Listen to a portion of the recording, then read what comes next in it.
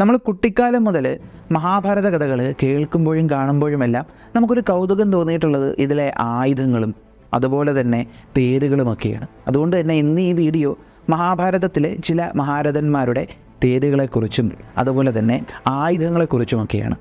അപ്പോൾ നമുക്ക് വീഡിയോയിലേക്ക് പോകാം. വീഡിയോയിലേക്ക് പോകുന്നതിന് മുൻപ് നിങ്ങൾക്ക് വളരെ ഉപകാരപ്രദമാകുന്നൊരു കാര്യം ഞാൻ പരിചയപ്പെടുത്താം. പ്രതിമാസം ഒരു നിശ്ചിത തുക നിങ്ങൾക്ക് മാറ്റിവെക്കാൻ കഴിഞ്ഞാൽ നിങ്ങൾക്കൊരു നല്ല അവസരവുമായിട്ടാണ് മാക്സ് ലൈഫ് മുന്നോട്ട് വെച്ചിരിക്കുന്നത്. അവരുടെ NFO ആയ നിഫ്റ്റി 500 മൊമെൻറ്റം 50 ഫണ്ട് ഇപ്പോൾ അവൈലബിൾ ആണ്. ഈ മാസം 31 വരെ മാത്രമേ ഇൻവെസ്റ്റ് ചെയ്യാനായിട്ടുള്ള സമയമുള്ളൂ.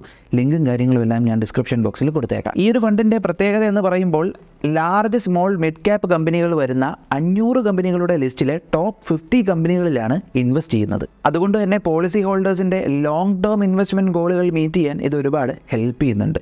പിന്നെ അത് മാത്രമല്ല, ഇവരുടെ സ്റ്റെബിലിറ്റി സൂചിപ്പിക്കുന്ന ഒന്നാണ്, അതായത് മാക്സ് ലൈഫിൻ്റെ സ്റ്റെബിലിറ്റി സൂചിപ്പിക്കുന്ന ഒന്നാണ് അവരുടെ സോൾവൻസി റേഷ്യോ. ഏകദേശം 172% ഇവരുടെ ഒരു സോൾവൻസി റേഷ്യോ എന്ന് പറയുന്നത്. ഓഗസ്റ്റ് 2023 ലോഞ്ച് ചെയ്ത small cap quality index fund ഒരു വർഷത്തിനുള്ളിൽ 47% റിട്ടേൺസും ജാനുവരി 2014 തുടങ്ങിയ mid cap momentum index fund 7 മാസം കൊണ്ട് 20% റിട്ടേൺസുമാണ് നൽകിയിട്ടുള്ളത്. ഇനി ഈ ഒരു NFOയുടെ കാര്യമാകട്ടെ, കഴിഞ്ഞ 10 വർഷത്തിൽ 25.4% റിട്ടേൺസും 5 വർഷത്തിൽ 33.9% റിട്ടേൺസുമാണ് നൽകിയിട്ടുള്ളത്. അതായത് ഇപ്പോൾ 2014 നിങ്ങളിതിൽ ഇൻവെസ്റ്റ് ചെയ്തിട്ടുണ്ടായിരുന്നെങ്കിൽ 10 വർഷങ്ങൾ കഴിഞ്ഞ് ഇപ്പോൾ അത് 9.3 മടങ്ങ് റിട്ടേൺസ് തന്നേനെ. NRI സുഹൃത്തുക്കൾക്കും ഇത് നല്ലൊരു അവസരമാണ് കേട്ടോ. പ്രതിമാസം ഒരു 18,000 രൂപ മാറ്റിവെക്കാൻ കഴിഞ്ഞാൽ ഏകദേശം 3 കോടി വരെ റിട്ടേൺസ് കിട്ടാനുള്ള സാധ്യത കമ്പനി പറയുന്നുണ്ട്. ഈ NFOയുടെ ലാസ്റ്റ് ഡേറ്റ് ഈ മാസം 31 കേട്ടോ. ലിങ്കും കാര്യങ്ങളും എല്ലാം ഞാൻ ഡിസ്ക്രിപ്ഷൻ ബോക്സിൽ കൊടുത്തേക്കാം. ഇനി നമുക്ക് സമയം കളയാതെ മഹാഭാരതത്തിലെ ചില യോദ്ധാക്കളുടെ ആയുധങ്ങളെക്കുറിച്ചും തേരുകളെക്കുറിച്ചും ഒന്ന് നോക്കാം. നമസ്കാരം, ഞാൻ വൈശാഖ്. ടെലസ്കോപ്പിലേക്ക് സ്വാഗതം.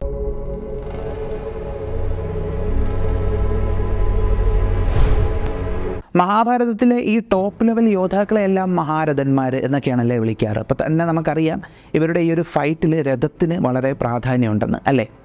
അപ്പോൾ ആദ്യം നമുക്ക് രഥം വെച്ച് തന്നെ തുടങ്ങാം. മഹാഭാരതത്തിലെ ഏറ്റവും ടോപ്പ് യോദ്ധാവെന്ന് പറയുന്നത് വാസുദേവ ശ്രീകൃഷ്ണൻ തന്നെയാണ്, അതിമഹാരഥൻ അല്ലേ. അപ്പോൾ അതിമഹാരഥൻ വാസുദേവൻ ശ്രീകൃഷ്ണൻ്റെ രഥത്തെക്കുറിച്ച് നമുക്ക് പറയാം.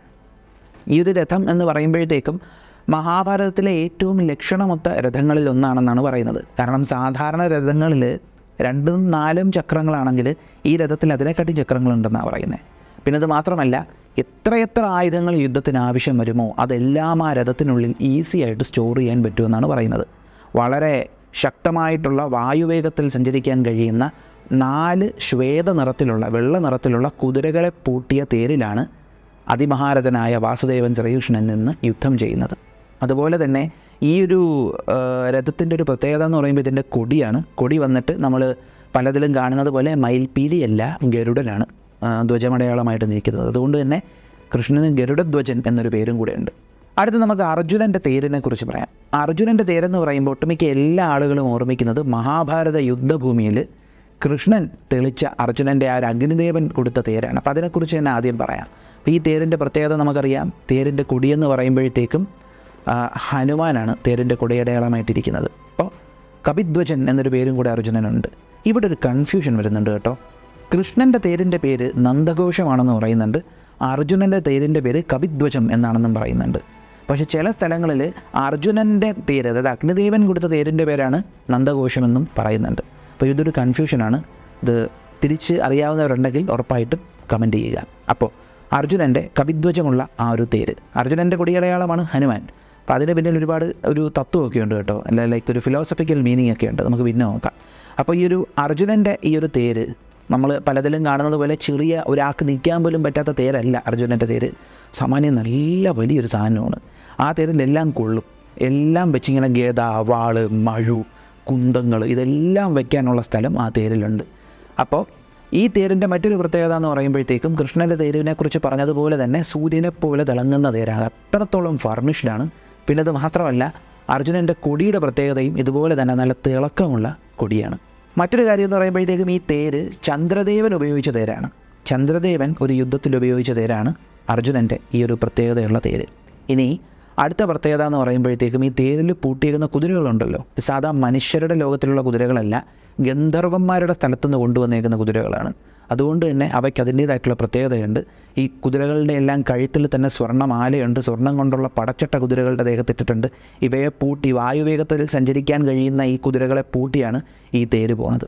അപ്പോൾ ഈ തേരിൻ്റെ സൈസും കൂടെ കൊണ്ടായിരിക്കാം 4 കുതിരകളെയൊക്കെ വെച്ചേക്കുന്നത്. അപ്പോൾ തേരിൻ്റെ തേരാളിയെക്കുറിച്ച് പറയേണ്ട കാര്യമില്ലല്ലോ, ചില്ലറക്കാരനല്ല. പല ബിരുദം കയ്യിലുള്ള ആളാണ് തേരാളി എന്ന് പറയുമ്പോഴത്തേക്കും കൃഷ്ണൻ, അല്ലേ? അപ്പോൾ ഇത് മാത്രമല്ല അർജുനൻ്റെ തേര് കേട്ടോ. കാണ്ഡവ ദഹന സമയത്ത് അഗ്നിദേവൻ കൊടുത്ത ഈ തേരിന് പുറമെ അർജുനന് മറ്റൊരു തേരും കൂടെയുണ്ട്. ഇപ്പോൾ ടോട്ടൽ 2 തേരുകളാണ് അർജുനനുള്ളത്. അർജുനനുള്ള മറ്റേ തേര് അർജുനൻ സഹദേവന് കൊടുക്കുകയാണ് ചെയ്തത്. അപ്പോൾ അർജുനന് തേരുകളുടെ സെലക്ഷൻസ് ഉണ്ടായിരുന്നു. അതായത് അഗ്നിദേവൻ്റെ തേര് വേണേൽ എടുക്കുമായിരുന്നു, അനിയന് കൊടുത്ത തേര് വേണേൽ അർജുനന് ഉപയോഗിക്കായിരുന്നു. ഇനി ഇത് രണ്ടും വേണ്ട, ഒരു സുപ്പീരിയർ തേര് വേണം എന്ന് അർജുനന് തോന്നിയിരുന്നെങ്കിൽ അർജുനന് നല്ല ധൈര്യത്തോട് ചോദിക്കാൻ പറ്റുന്ന 2 ആളുകളുണ്ടായിരുന്നു. അവർ 2 പേരും ചോദിച്ചാൽ കൊടുക്കുകയും ചെയ്യും. അതിലൊന്ന് കൃഷ്ണനാണ്. അപ്പോൾ കൃഷ്ണൻ്റെ തേരിനെ കുറിച്ച് നേരത്തെ പറഞ്ഞായിരുന്നു, ആ തേര് ഉപയോഗിച്ചിരുന്നെങ്കിൽ അതിൻ്റേതായിട്ടുള്ള അപ്പർ ഹാൻഡ് ഉറപ്പായിട്ടും അർജുനന് കിട്ടിയേനെ. ഇനിയിപ്പോൾ മറ്റൊരാളെന്ന് പറഞ്ഞല്ലോ, അത് മറ്റാരുമല്ല, ദേവേന്ദ്രനാണ്. ദേവേന്ദ്രൻ്റെ തേരെന്ന് പറയുമ്പോഴത്തേക്കും അത് ചില്ലറ തേരൊന്നുമല്ല, അത് അപാര സൈസുള്ളൊരു തേരാണ്. അപാര സൈസ് എന്ന് പറയുമ്പോഴത്തേക്കും സാധാരണ ഒരു തേരിനെ സങ്കല്പിക്കാൻ പറ്റുന്നതിനെക്കാട്ടിയും വലിയ തേരാണ്. കാരണം ആ തേര് വലിക്കാൻ ഉപയോഗിക്കുന്ന കുതിരകളുടെ എണ്ണമൊക്കെ കൂടുതലാണ്. അപ്പോൾ അതിൻ്റേതായിട്ടുള്ളൊരു പ്രത്യേകത, ആ തേരും കൊണ്ട് വന്നിരുന്നെങ്കിൽ അർജുനന് കിട്ടിയേനെ. പക്ഷേ അർജുനൻ ആ 2 തേരുകൾ കൊടുത്തില്ല, അഗ്നിദേവൻ കൊടുത്ത തേരുമായിട്ടാണ് വന്നത്. അയാളുടെ സ്കില്ലിൽ നല്ല വിശ്വാസമുള്ളതുകൊണ്ടായിരിക്കും. അടുത്തതെന്ന് പറയുമ്പോൾ മഹാരഥനായ കർണൻ്റെ തേര്. കർണൻ്റെ തേര് കൂടുതൽ പറയേണ്ട കാര്യമില്ല, അത് പരശുരാമൻ്റെ തേരാണ്. അപ്പോൾ അതിൻ്റേതായിട്ടുള്ള പ്രത്യേകതകൾ ഉറപ്പായിട്ടും ഉണ്ടാവും. അടുത്തത് മഹാരഥനായ ഭീഷ്മരുടെ തേര്. മഹാരഥനായിട്ടുള്ള ഭീഷ്മരുടെ തേര് വളരെ പ്രത്യേകതയുള്ളൊരു തേരാണ്. നല്ല രസമാണ് കേൾക്കാൻ. ഒന്നാമത്തെ കാര്യം, നല്ല ലക്ഷണമൊത്ത തേരാണ്. ആരും ഒന്നിനും കുറ്റം പറയത്തില്ല.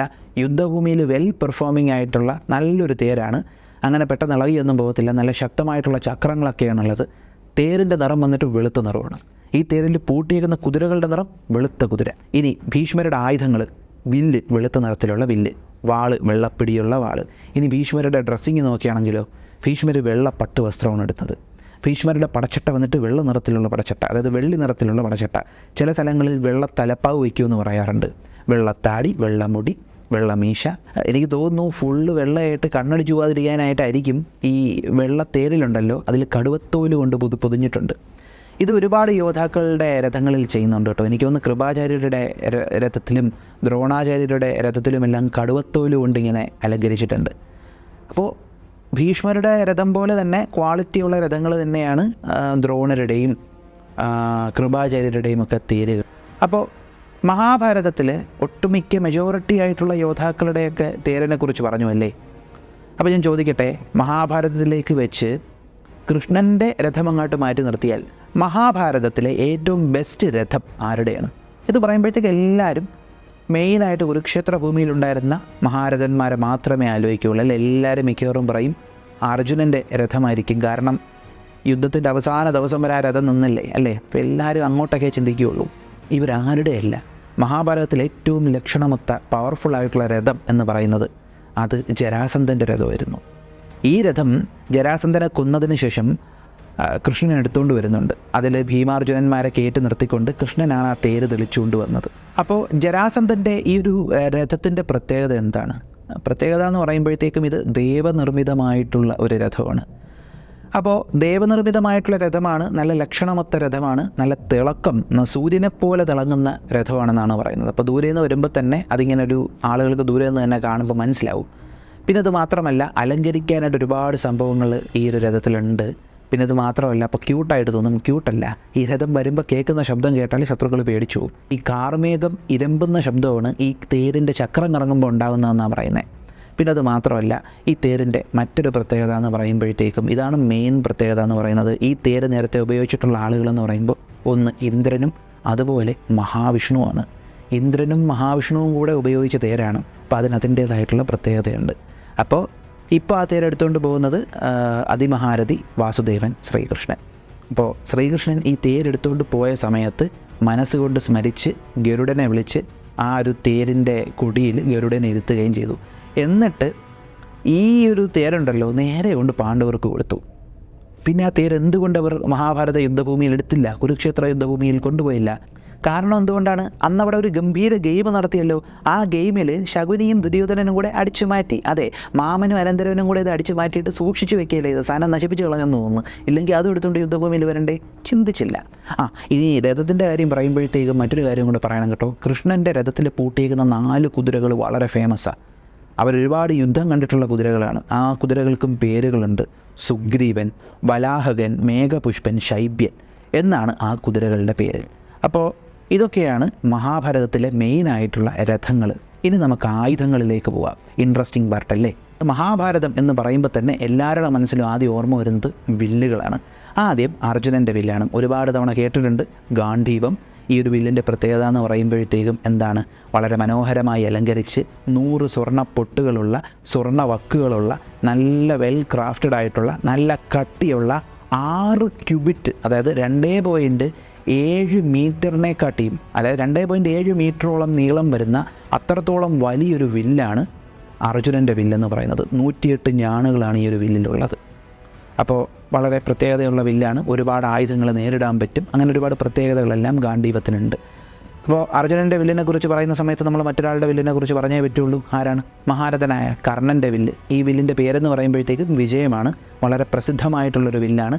വളരെ പുരാതനമായിട്ടുള്ളൊരു വില്ലാണ്. അത്യാവശ്യം നല്ല ശക്തമായിട്ടുള്ള ഒരു വില്ലാണ്. കർണൻ്റെ കയ്യിലുള്ള വില്ലുകളിലേക്ക് വെച്ച് ഏറ്റവും സുപ്പീരിയർ ആയിട്ടുള്ള വില്ല് ഈ ഒരു വിജയമാണ്. അടുത്തത് ഞാൻ ഈ വില്ലിനെ കുറിച്ച് വർണ്ണിക്കാം. അതാരുടെ വില്ലാണെന്ന് നിങ്ങൾക്ക് മനസ്സിലാവുമെന്ന് നോക്ക്. ഉറപ്പായിട്ട് മനസ്സിലാവും. ലാസ്റ്റ് പറയുന്ന സംഭവം കേൾക്കുമ്പോൾ എന്തായാലും മനസ്സിലാവും. ഈ ഒരു വില്ലെന്ന് പറയുമ്പോഴത്തേക്കും നല്ല വക്കും പിടിയുമുള്ള പൊന്നു കെട്ടിച്ച വില്ലാണ്. വളരെ ശക്തമായിട്ടുള്ള വലിയൊരു വില്ലാണ്. അതുപോലെ തന്നെ ഈ വില്ലിൻ്റെ മറ്റൊരു പ്രത്യേകത എന്ന് പറയുമ്പോഴത്തേക്കും ഈ വില്ലിൻ്റെ ബാക്ക് ഭാഗത്തായിട്ട് സ്വർണ്ണ നിറത്തിലുള്ള ഒരു അലങ്കാരമുണ്ട്. ആ അലങ്കാരം എന്താണെന്നറിയോ? നല്ല കൊമ്പുള്ള ആനകളാണ്. അതായത് സ്വർണ്ണ നിറത്തിലുള്ള കൊമ്പനാനകളെ കൊണ്ട് അലങ്കരിച്ചിട്ടുണ്ട്. ആ ഒരു പാറ്റേണിലുള്ള അലങ്കാരം ഈ ഒരു വില്ലിനുണ്ട്. മനസ്സിലായി കാണുമല്ലോ. ഭീമസേനൻ്റെ വില്ലാണിത്. ഭീമസേനൻ്റെ കയ്യിലുള്ള ഏറ്റവും സുപ്പീരിയർ ആയിട്ടുള്ള ഈ വില്ലിൻ്റെ പേര് വായവീയം എന്നാണ്. ഭീമസേനൻ്റെ അമ്പുകൾക്കൊരു പ്രത്യേകതയുണ്ട്. നല്ല ബ്രോഡായിട്ടുള്ള അമ്പുകളാണ്. ഇതെല്ലാം ചന്ദ്രക്കലയുടെ ആകൃതിയിലാണെന്നാണ് പറയുന്നത്. അടുത്തത് യുധിഷ്ഠിരൻ്റെ വില്ലാണ്. ഈ ഒരു വില്ലിൻ്റെ ഒരു പ്രത്യേകത എന്ന് പറയുമ്പോൾ ഇതിൻ്റെ ഒരു അലങ്കാരമാണ്. അതായത് ഇത് അലങ്കരിച്ചിരിക്കുന്നത് ഇന്ദ്രഗോപത്തുമ്പികളെന്ന് പറയുന്ന വണ്ടുണ്ട്. ആ വണ്ടിൻ്റെ ഷേപ്പിലുള്ള സുവർണ്ണ നിറത്തിലുള്ള ലോഗോസ്, അതായത് സുവർണ്ണ നിറത്തിലുള്ള ആ വണ്ടുകൾ, ആ വണ്ടുകളുടെ അതേ പാറ്റേണിൽ 60 ഡെക്കറേഷൻസ് ഈ ഒരു വില്ലിലുണ്ട്. ആ വണ്ടിൻ്റെ അതേ പാറ്റേണിൽ 60 ഡെക്കറേഷൻസ് ഈ ഒരു വില്ലിലുണ്ട്. ഈ വില്ലിൻ്റെ പേര് മഹേന്ദ്രം എന്നാണ്. അടുത്തത് നകുലൻ്റെ വില്ലാണ്. നല്ല ശക്തമായിട്ടുള്ള വില്ലാണ്. ശക്തമായിട്ടുള്ള എന്താ പറയുക ഞാണാണ് ഈ വില്ലിനുള്ളത്. ഈ വില്ല് അലങ്കരിച്ചിരിക്കുന്നതെന്ന് പറയുന്നത് സ്വർണ്ണ നിറത്തിലുള്ള സൂര്യന്മാരെ വെച്ചിട്ടാണ്. ഈ വില്ലിൻ്റെ പേര് വൈഷ്ണവം എന്നാണ്. സ്വർണം കൊണ്ടും രത്നം കൊണ്ടും ഒരുപാട് അലങ്കാരങ്ങളുള്ളൊരു വില്ലാണ് സഹദേവൻ്റെ വില്ല്. ഈ ഒരു വില്ലിൻ്റെ മറ്റൊരു പ്രത്യേകത എന്ന് പറയുമ്പോൾ ഇതിലും വണ്ടുകളുടെ രൂപത്തിലുള്ള പാറ്റേൺ കൊണ്ട് അലങ്കരിച്ചിരിക്കുന്ന ഒരു വില്ലാണ്. ഈ വില്ലിൻ്റെ പേര് അശ്വിന എന്നാണ്. ഇനി വില്ലുകളെക്കുറിച്ച് പറയുമ്പോഴത്തേക്കും കൗരവന്മാരുടെ സൈഡിലും പാണ്ഡവന്മാരുടെ സൈഡിലുള്ള അർജുനൻ്റെ കയ്യിലുണ്ടായിരുന്ന ആ ഒരു വില്ലുണ്ടല്ലോ, ഗാന്ധീവം. ഞാൻ നേരത്തെ പറഞ്ഞു 2.7 മീറ്ററാണ് ഈ ഒരു വില്ലിൻ്റെ ഒരു സൈസ് എന്ന് പറയുന്നത്. ഏകദേശം അർജുനൻ്റെ കയ്യിലുള്ള വില്ലിൻ്റെ അതേ സൈസിൽ വരുന്ന വില്ല് ഉപയോഗിച്ചിരുന്ന ഒരാളുണ്ടായിരുന്നു. അതാണ് മറ്റാരുമല്ല, സാക്ഷാൽ ദ്രോണാചാര്യർ. ദ്രോണാചാര്യരുടെ കയ്യിലുള്ള വില്ല് വളരെ പ്രസിദ്ധമാണ്. ഈ ഒരു വില്ല് എന്താ പറയുക, ശത്രുക്കൾ ഈ വില്ല് കണ്ട് പേടിച്ചിട്ടുണ്ടെന്നാണ് പറയുന്നത്. അത്രത്തോളം ശക്തമായിട്ടുള്ള വില്ലാണ്, കട്ടിയുള്ള വില്ലാണ്, നീളമുള്ള വില്ലാണ്, ശക്തമായ ഞാണുകളുള്ള വില്ലാണ്. ഈ വില്ല് ദ്രോണാചാര്യർക്ക് കിട്ടിയിരിക്കുന്നത് അങ്കിരസ് എന്ന് പറയുന്ന മുനിയുടെ കയ്യിൽ നിന്നാണ്. അപ്പോൾ അങ്കിരസിൻ്റെ വില്ലെന്നാണ് ഈ ഒരു വില്ലിനെ പറയപ്പെടുന്നത്. ഈ വില്ലും ഏകദേശം 6 ക്യൂബിറ്റാണ് ഇതിൻ്റെ സൈസ് എന്ന് പറയുന്നത്. അതായത് ഗാന്ധീവത്തിൻ്റെ അതേ സൈസ്. അപ്പോൾ മഹാഭാരതത്തിലെ വലിയ വില്ലുകളെന്ന് പറയുന്നത് ഒന്ന് അർജുനൻ്റെ ഗാന്ധീവം തന്നെയാണ്. അതേ സൈസിന് വരുന്ന വില്ലാണ് അങ്കിരസിൻ്റെ വില്ലെന്ന് പറയുന്ന ദ്രോണാചാര്യർ ഉപയോഗിക്കുന്ന വില്ല്. എന്നാൽ ഇത് രണ്ടുമല്ലാതെ ഏകദേശം വലിയ വില്ല് അടുത്തത് വരുന്നതെന്ന് പറയുമ്പോഴത്തേക്കും ഏകലവ്യൻ ഉപയോഗിച്ചുകൊണ്ടിരുന്ന വില്ലാണ്. അത് ഏകദേശം 10 മുഴമാണ് നീളം. എന്നാൽ ഇതിനെയൊക്കെ കാട്ടിയും അക്രമ സൈസ് വരുന്നൊരു വില്ലാണ് കടോൽഗജൻ ഉപയോഗിച്ചിരുന്ന പൗലസ്ത്യം എന്ന് പറയുന്ന വില്ല്. ഈ വില്ല് ഏകദേശം 12 അടി നീളം വരുന്നുണ്ട്. അത്രത്തോളം വലിയ വില്ല് വെച്ചിട്ടാണ് കടോൽഗജൻ ഫൈറ്റ് ചെയ്തിരുന്നത്. അടുത്തത് അഭിമന്യുവിൻ്റെ വില്ലാണ്. അഭിമന്യുവിൻ്റെ വില്ലിൻ്റെ പേര് രൗദ്രം എന്നാണ്. ഇതുപോലെ തന്നെ പാഞ്ചാലിക്ക്, അതായത് ദ്രൗപദിക്ക് പഞ്ചപാണ്ഡവന്മാരിൽ 5 പേരിലും ഉണ്ടായ 5 മക്കൾക്കും പ്രത്യേകതയുള്ള സെലസ്റ്റിയൽ ആയിട്ടുള്ള വില്ലുകളാണുള്ളത്. ആ വില്ലുകൾക്കും പേരുണ്ട്. രൗദ്ര, ആഗ്നേയ, കാവ്വേര്യ, യാമ്യ, ഗിരീഷ എന്നാണ് ആ 5 വില്ലുകളുടെ പേര്. പിന്നെ വരുന്നത് ഉറപ്പായിട്ടും ലക്ഷണമൊത്ത വില്ല് ഉപയോഗിച്ചുകൊണ്ടിരുന്നത് നമ്മുടെ അശ്വത്ഥാമാവും ഭീഷ്മരും ഒക്കെ തന്നെ ആയിരിക്കും. പക്ഷേ മഹാഭാരതത്തിൽ ഈ ഒരു യുദ്ധഭൂമിയിലല്ലാതെ പരാമർശിക്കുന്ന മറ്റൊരു വില്ലാണ് രുക്മി, അതായത് രുക്മിണി ദേവിയുടെ സഹോദരൻ ശ്രീകൃഷ്ണസ്വാമിയുടെ അളിയൻ, പുള്ളിക്കാരൻ ഉപയോഗിച്ചുകൊണ്ടിരുന്ന വില്ല്. ആ വില്ലിൻ്റെ പേരെന്ന് പറയുമ്പോൾ അതും വിജയം എന്ന് തന്നെയാണ് ആ വില്ലിൻ്റെ പേര്. ആ വിജയത്തിൻ്റെ പ്രത്യേകത എന്തെന്നറിയോ? ശക്തി കൊണ്ടും തേജസ് കൊണ്ടും ഗാന്ധീവത്തിനും കൃഷ്ണൻ ഉപയോഗിച്ചുകൊണ്ടിരുന്ന ശാരംഗം എന്ന് പറയുന്ന വില്ലിനും സമാനമായിരുന്നു എന്നാണ് പറയുന്നത്. അപ്പോൾ അത്രത്തോളം പവർഫുൾ ആയിട്ടുള്ള വില്ലായിരുന്നു രുക്മിയുടെ കയ്യിലുണ്ടായിരുന്നത്. അപ്പോൾ മഹാഭാരതത്തിലെ ഏറ്റവും ശക്തമായിട്ടുള്ള വില്ലുകളുടെ പട്ടിക എടുക്കുമ്പോൾ ടോപ്പിൽ തന്നെ വരുന്ന പേരാണ് ശ്രീകൃഷ്ണൻ്റെ വില്ല്. വില്ലിൻ്റെ പേര് നമ്മൾ തൊട്ട് മുന്നേ പറഞ്ഞായിരുന്നു, ശാരംഗം എന്നാണ് ആ ഒരു വില്ലിൻ്റെ പേര്. അപ്പോൾ എന്നാൽ ഇതുവരെ മഹാഭാരതത്തിൽ പറഞ്ഞിട്ടുള്ള വില്ലുകളിലേക്ക് വെച്ച് ഏറ്റവും ശക്തമായ വില്ലിനെക്കുറിച്ച് പറഞ്ഞിട്ടില്ല. അപ്പോൾ ആ വില്ലിനെക്കുറിച്ചും കൂടെ പറയാം. പലയിടങ്ങളിലും ആ ഒരു വില്ലിനെക്കുറിച്ച് പരാമർശിച്ചിട്ടുണ്ട്. പക്ഷേ ആ വില്ല് ഉപയോഗിക്കുന്ന ആളും ആ വില്ലും ഈ യുദ്ധഭൂമിയിലോട്ട് ഇറങ്ങിയിട്ടുണ്ടായിരുന്നെങ്കിൽ ഈ യുദ്ധഭൂമി നാമാവിശേഷമായി പോയേനെ. ആ വില്ല് ഉപയോഗിക്കുന്ന ആൾ വളരെ നിഷ്കളങ്കനായിട്ടുള്ള ഒരാളാണ്. ആ പറയുന്ന ആളെക്കാട്ടി നിഷ്കളങ്കനായിട്ടുള്ള ഒരാൾ വേറെ ഇല്ല. അപ്പോൾ അത്രത്തോളം നിഷ്കളങ്കനായിട്ടുള്ള ഒരാളാണ് ആ വില്ല് ഉപയോഗിക്കുന്നത്. ചില സ്ഥലങ്ങളിൽ ഈ ഒരു വില്ലിനെക്കുറിച്ച് മഹാഭാരതത്തിൽ പറയുന്നുണ്ട്. വില്ലിൻ്റെ പേരാണ് പിനാകം, ഉപയോഗിക്കുന്ന ആളാണ് പരമശിവൻ. അപ്പോൾ ഇതാണ് മഹാഭാരതത്തിലെ യോദ്ധാക്കളുടെ രഥങ്ങളും ആയുധങ്ങളും. അപ്പോൾ ഞാൻ ആദ്യം പറഞ്ഞ NFOയുടെ കാര്യം മറക്കണ്ട കേട്ടോ. ഈ മാസം 31 വരെ മാത്രമാണ് NFOയുടെ ഡേറ്റ് എന്ന് പറയുമ്പോൾ ഇതിൻ്റെ ഒരു സ്റ്റാർട്ടിങ് NAV എന്ന് പറയുമ്പോഴത്തേക്കും വെറും 10 രൂപയാണ്. അതുപോലെ 80C പ്രകാരവും 10D പ്രകാരവുമുള്ള ടാക്സ് ബെനിഫിറ്റുകളും ഉണ്ട്. അപ്പോൾ ഞാൻ വീണ്ടും പറയുന്നു, ഈ മാസം 31 വരെയാണ് ലാസ്റ്റ് ഡേറ്റ്. ലിങ്കും കാര്യങ്ങളും എല്ലാം ഞാൻ ഡിസ്ക്രിപ്ഷൻ ബോക്സിൽ കൊടുത്തിട്ടുണ്ട്, ഒന്ന് കയറി നോക്കുക. അപ്പോൾ ഈ യോദ്ധാക്കളുടെ രഥങ്ങളെക്കുറിച്ചും ആയുധങ്ങളെക്കുറിച്ചും പറഞ്ഞപ്പോഴത്തേക്കും 2-3 യോദ്ധാക്കളുടെ കൊടിയെക്കുറിച്ചേ പറഞ്ഞിട്ടുള്ളൂ അല്ലേ. യോദ്ധാക്കൾക്ക് വളരെ പ്രാധാന്യമുള്ളതാണ് കൊടി അല്ലേ. അപ്പോൾ നമ്മൾ ഈ അസ്ത്രങ്ങളെക്കുറിച്ചും ദിവ്യാസ്ത്രങ്ങളെക്കുറിച്ചും എല്ലാം ചെയ്യുമ്പോഴത്തേക്കും അതിൻ്റെ കൂട്ടത്തിൽ കൊടിതോരണങ്ങളെക്കുറിച്ചും കൂടെ പറയാം. അപ്പോൾ ഈ ഒരു വീഡിയോ നിങ്ങൾക്ക് ഇഷ്ടമായെന്ന് വിശ്വസിക്കുന്നു. നിങ്ങളുടെ അഭിപ്രായങ്ങളൊന്ന് കമൻറ്റ് ചെയ്തേക്കുക. നമ്മുടെ ചാനലിലേക്ക് നിങ്ങൾ ആദ്യമായിട്ടാണ് വരുന്നതെങ്കിലൊന്ന് സബ്സ്ക്രൈബ് ചെയ്തേക്കുക. നമ്മുടെ ചാനലിലെ കണ്ടൻറ്റുകൾ നിങ്ങൾക്ക് ഇഷ്ടപ്പെടുന്നുണ്ടെങ്കിൽ നിങ്ങളുടെ ബന്ധുമിത്രാദികൾക്കും പറ്റുമെങ്കിൽ ശത്രുക്കൾക്കും ഒന്ന് അയച്ചു കൊടുക്കുക. മറ്റൊരു വീഡിയോയിൽ മറ്റൊരു കണ്ടൻറ്റുമായി കാണുന്നത് വരെ